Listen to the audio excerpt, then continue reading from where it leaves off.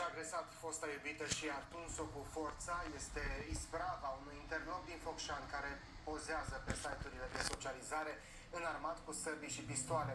În exclusivitate, mama fetei batjocorite povestește drama prin care a trecut. Interlopul, fiul unui cunoscut cămătar din zonă, poartă acum brățară de supraveghere. Urmăriți în continuare un material exclusiv.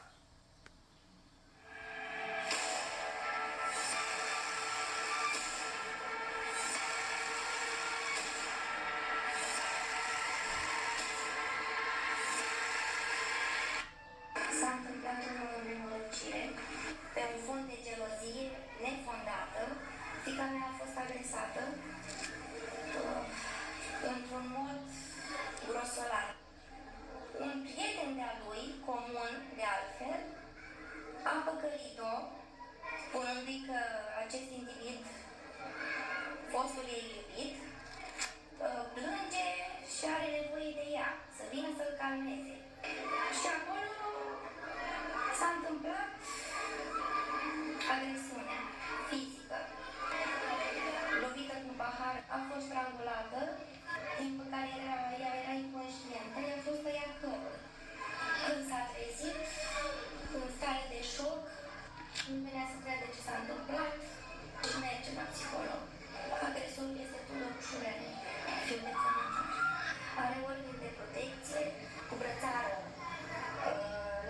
în jurul gleznei, mai are un alt dosar penal cu o altă familie din Focșani, tot pentru agresiune, pentru violență. Tot orașul îl știe pe tatăl lui Tudor drept cămătar. Doi bătrâni din oraș povestesc cum i-a lăsat acesta pe drumuri. Am girat cu casa mea, un împrumut făcut de patronul firmei la care lucram. Împrumutul făcut de el la un cămătar, la cămătar Ușurelul Gabriel. E adevărat, la acea dată nu știam că ăsta este cămătar. Contractul a fost făcut pentru 2 ani de zile, pentru 120.000 de euro, pentru 2 luni de zile. După 2 ani de zile, mă trezesc în cutia poștală cu înștiințări de la executorul judecătoresc, precum că sunt executați.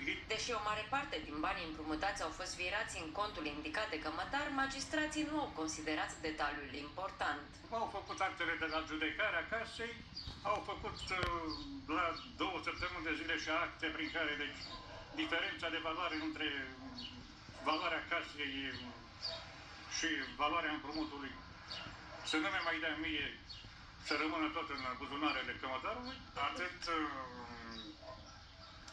primul procuror de cât și procurorul de caz Țârlea, fiind prieteni cu cămătarul, deci organizau împreună acțiuni vânătorești pe raza județului Vrancea.